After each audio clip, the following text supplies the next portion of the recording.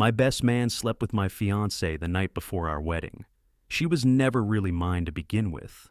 He smirked as he showed me the messages. I didn't react at first, but by the morning, he woke up to his life in ruins. I should have known something was off when Killen insisted on handling the hotel arrangements for the wedding party. "You've got enough on your plate, man. Let me take care of it," he said, showing me screenshots of the bookings on his phone. My best friend since college, always trying to help, always there. I'm still processing what happened last night, but I need to write this down while it's still fresh. Maybe it'll help someone else recognize the signs I missed. Honestly, I was too busy with work and wedding prep to notice how much time Holly and Kylan were spending together, planning the perfect day. It started when I couldn't find Holly at the rehearsal dinner after party. She'd texted saying she was feeling overwhelmed and needed some air. I figured she was just having pre-wedding jitters, but it turns out she was dealing with something else entirely. I tried calling, but it went straight to voicemail. Then I noticed Killen was missing too. "Probably went to grab more ice," someone said, but his car wasn't in the parking lot. Something in my gut twisted. I opened Instagram to message Holly and saw she'd accidentally posted a story. It was up for just a second before she deleted it, but long enough for me to spot the hotel room number in the background. Room 847, different from ours. Here's the thing about being with someone for 3 years. You know their passcode. Holly never changed hers. It was her sister's birthday. I hadn't checked her phone in ages because I trusted her. Funny how that works. I took the elevator up and used the spare keycard Kylan had given me earlier in case of an emergency. The hallway was silent except for my footsteps and a distant ice machine. The door beeped green. They didn't even hear me come in. I didn't yell, didn't throw things. I just stood there, phone out, taking pictures for evidence. That's when Kylan noticed me. He didn't jump or try to cover anything up. He smirked, actually smirked. "She was never yours to begin with," he said, reaching for his phone. "Want to see the messages? How long this has been going on? How she comes to me every time you're too busy with work." Holly was crying now, clutching sheets to her chest.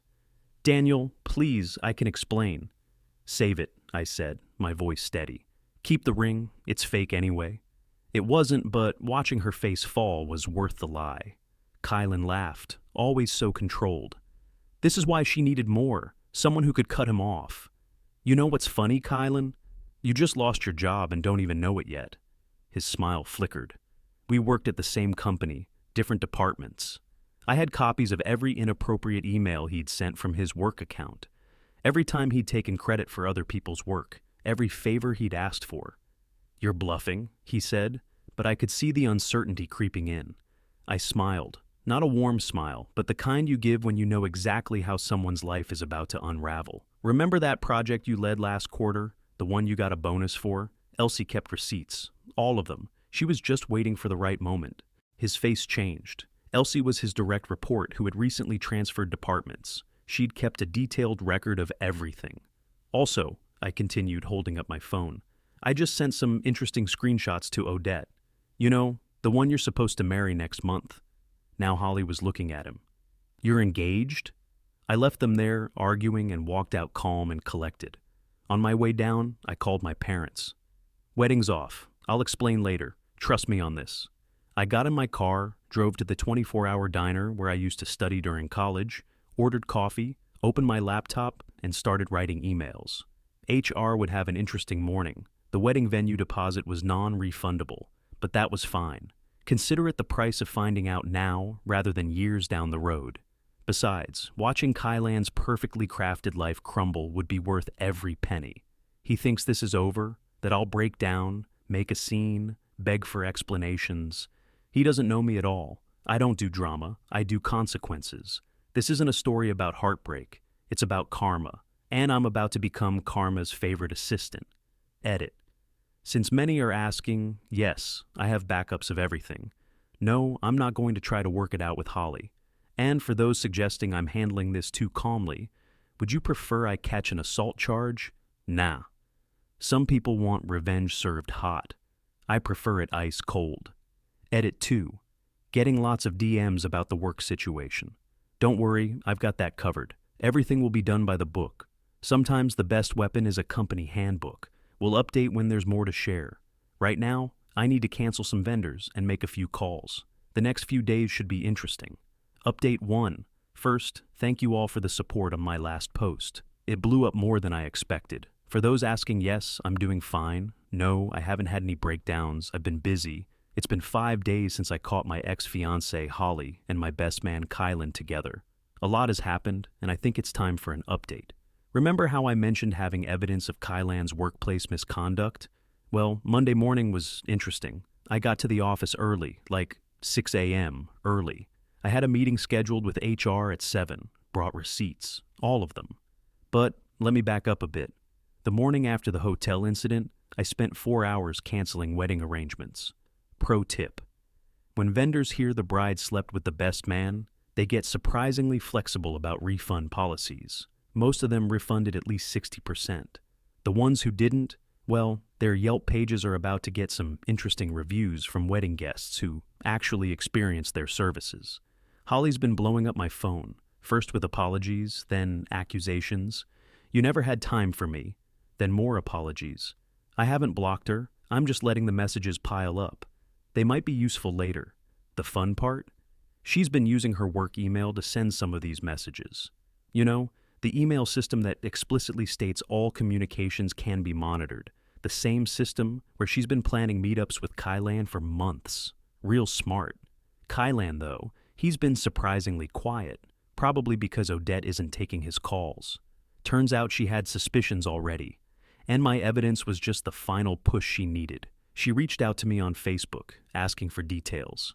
We met for coffee yesterday. He always had excuses for staying late at work, she said, stirring her latte. Always project deadlines. Funny how many of those projects were actually him taking credit for other people's work. That's when she showed me her phone, screenshots of conversations between Kylan and 3 other women, all from the last year, all following the same pattern, all while he was engaged to her. You know what's ironic? She added. He made me feel crazy for being suspicious, called me paranoid last month when I asked about Holly. I hadn't planned on involving Odette in what came next, but she volunteered. I want to help, she said. He needs to learn that actions have consequences. Speaking of consequences, remember Elsie, Kylan's former team member who kept records? She's been compiling evidence of his creative approach to project management for months. Emails where he took credit for her work, messages where he pressured junior team members to cover for his absences, meeting recordings where he presented others' ideas as his own. The HR meeting went exactly as planned. They're launching a formal investigation. Kylan was called in Tuesday afternoon. He tried playing it cool until they started showing him the evidence. That smirk disappeared real quick. But here's the cherry on top. Holly doesn't know about Odette yet, or the other women. She thinks she's special, that Kylan will leave everything for her. The group chat with Odette and Elsie has been enlightening. You want to know the best part of all this? I'm sleeping fine, going to work, getting my job done. Meanwhile, Kylan's sweating bullets in meetings, watching his career slowly unravel. Holly's getting increasingly panicked texts from him, which she forwards to me, asking what's going on. I just reply with, "It drives her crazy. Some of you might think this is cold. Maybe it is. But you know what's colder? Planning to sleep with your best friend's fiancé, then acting like you did them a favor. I've got more planned, but I need to be careful about what I share here. Let's just say that next week's department meeting should be interesting. Kylan's scheduled to present a project overview. Too bad someone found evidence that he borrowed most of it from a competitor's public GitHub repository. Edit. To the people messaging me about taking the high road, this is the high road. The low road would involve actions I can't mention without violating Reddit's terms of service. Edit 2. Yes, I've backed up everything. Multiple copies, multiple locations. I'm not an amateur. P.S. Holly, since I know you found my Reddit account, hi, how's that conversation with HR about the inappropriate use of company email going? Might want to check your work inbox, just saying. Update 2. It's been 2 weeks since my last update. A lot of you have been messaging me for news. Well, grab your popcorn. Karma just cashed every check Kylan wrote. Remember that department meeting I mentioned? The one where he was supposed to present his innovative project? It never happened. 3 hours before the meeting, Odette walked into the office. Quick backstory. Odette works in marketing for one of our client companies. Turns out, she has access to their internal communication systems, including emails from 6 months ago, where Kylan tried to hit on her coworker while claiming he was single. The same coworker who later rejected him and mysteriously got removed from key projects when Kylan restructured the team assignments. Odette didn't just bring screenshots, she brought witnesses. 3 former team members who'd quit because of Kylan's management style. They'd been waiting for a chance to speak up. The meeting turned into something else entirely. Instead of Kylan presenting stolen work, HR called him in for an emergency review. 4 hours later, he was escorted out by security, carrying his sad little box of desk plants and protein shakers. But that's not even the best part. Holly, my dear ex, decided this was the perfect time to try winning me back. She showed up at my place Tuesday night, crying about how she'd made a horrible mistake and how Kylan had manipulated her. It would have been more convincing if she hadn't sent him a WhatsApp message 2 hours earlier. Yeah, I still have access to her backup email where all the notifications go, asking when they could meet up. I let her talk for 5 minutes. Then I played the audio recording from my security doorbell, the one from last week, where she was giggling with Kylan about how they'd finally get to be together openly once he landed his promotion. "He's getting fired, Holly," I said. "Right now, check your phone." The color drained from her face as she pulled up Twitter. Someone, Odette, had just posted a lengthy thread about workplace harassment and toxic leadership, naming names. It was going viral in our industry circles. Holly started panic texting Kylan, no response. She called him, straight to voicemail. That's when her phone buzzed. It was an email from HR about inappropriate workplace communications and a meeting scheduled for tomorrow morning. "What did you do?" she whispered. "Me? Nothing. You did this to yourself. Every email, every message, every quick meeting in the conference room. It's all there in the company logs. Maybe you should use a signal next time, instead of work emails for planning hookups." She left looking like she'd seen a ghost. An hour later, her Instagram story showed her drinking wine and posting vague quotes about toxic men and betrayal. The comments were not sympathetic. Kylan's not doing much better. His LinkedIn now lists him as seeking opportunities. His engagement? Officially over. Odette made sure everyone knew why. His apartment complex? Giving him 30 days to move out because guess who co-signed his lease? His now ex-fiancée. The friend group has basically excommunicated him. Turns out I wasn't the only one he'd screwed over, just the last one. 3 other guys came forward with stories about him hitting on their girlfriends, sabotaging their work, and borrowing money he never repaid. Classic narcissist playbook. Holly's facing her own fallout.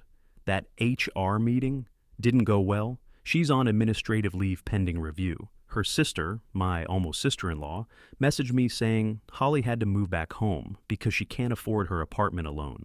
Karmic justice hits different when it affects your wallet. The best part of all this? I barely had to do anything. Just gave a little push, and their house of cards collapsed on its own.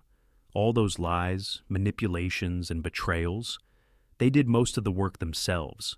Kylan's last message to me was interesting. "You've ruined my life." I replied with a screenshot of his own words from that night. "She was never yours to begin with." Guess what, man? Now she's not yours either. Funny how that works. Edit. For those asking, yes, I'm doing fine. Actually met someone new. We're taking it slow. But Rain, that's her name, she's different. She's genuine. No games, no drama, just real conversations and honest intentions. Edit 2. Holly, I know you're still reading these. The answer is still no. And you might want to check your credit score. Joint credit cards get messy during breakups. The last update will come once the dust fully settles. But for now, life's good. Really good. Remember, folks, don't get mad. Get strategic. And always, always keep receipts. Final update. So, this will be my last update on the whole best man fiancé betrayal saga. I wasn't planning to write it, but something happened last night that perfectly wrapped up this whole mess. I was grabbing dinner with Rain at this new burger place downtown. We're officially dating now, 4 months in. She's amazing, but that's not the point of this story. Guess who was working behind the counter? Kylan, in a paper hat. Life comes at you fast. He pretended not to see me at first, but Rain wanted to modify her order. She didn't know who he was. I hadn't shown her pictures. The look on his face when I stepped up to the counter, though, priceless. "Can I speak to you?" he muttered, trying to look dignified in his grease-stained uniform. Just 5 minutes. I checked with Rain. She was cool with it. I followed him to the side of the building during his smoke break. That's when 6 months of pent-up rage came pouring out. He started yelling about how I'd ruined his life, how he was living in his mom's basement, how no one in our industry would hire him. He called me every name in the book. I just stood there, letting him rant. Finally, he ran out of steam. "Feel better?" I asked. "Because I've got some updates you might find interesting." I pulled out my phone and showed him Holly's latest Instagram post, the one where she's back in her hometown, working at her dad's hardware store. Her caption was some BS about rebuilding and finding herself. "Your soulmate's really living her best life, huh?" I said. "By the way, she told everyone you pressured her into it, that it was all your idea. Even told your mom that. Guess loyalty isn't her strong suit." He tried to grab my phone. Bad move. Really bad move. "Remember Odette? She's dating one of the security guys from our old office now. Big dude named Maurice. He happened to be having dinner inside with her. Funny timing. Maurice came out just as Kylan was getting in my face. One look was all it took for Kylan to back down. But here's the real karma. While all this was happening outside, guess who walked into the restaurant? Holly. Apparently, she'd started coming there, specifically hoping to run into Kylan. She saw Rain sitting alone at our table and recognized her from my Instagram. According to Rain, Holly came over and started running her mouth. She said I was a manipulator, that I'd orchestrated everything to destroy her and Kylan's real love. Rain just laughed and started recording. Holly didn't like that. She tried to snatch Rain's phone. That's when the manager got involved. Remember how I mentioned Elsie, Kylan's former teammate? Her cousin owns the place. Small world. By the time I came back in, Holly was being told never to return, and Kylan was being informed that this would be his last week. Apparently, he'd been hiding his personal visits from Holly during shifts. And Rain? She was calmly finishing her fries. "Your ex is entertaining," Rain said. "She tried to warn me about you." I showed her our vacation photos from last month, the ones where we're hiking with my kids. She went pretty quiet after that. "Oh yeah, Rain's a single mom, 2 awesome kids who love video games and pizza rolls. We play Minecraft together on weekends. Real life beats drama any day." Later that night, I got a string of drunk texts from Holly. Something about how she'd given up everything for Kylan and how I'd betrayed their love. Apparently, she'd expected him to land another corporate job quickly. Finding out he'd been working fast food for 3 months and hiding it from her was the last straw. This morning, Kylan's mom messaged me. Unlike her son, she's actually decent. She said she was sorry about everything and told me Kylan's been lying to everyone, claiming he's between consulting jobs. She found out the truth when she saw him in his uniform on someone's TikTok. The best part? My company just promoted me to lead my own team. First project? Cleaning up the mess Kylan left behind. His borrowed code is being completely rewritten by Elsie, who's now my senior team member. Edit. Since people are asking, yes, Rain knows the whole story. I showed her all my previous posts on our 3rd date. Her response?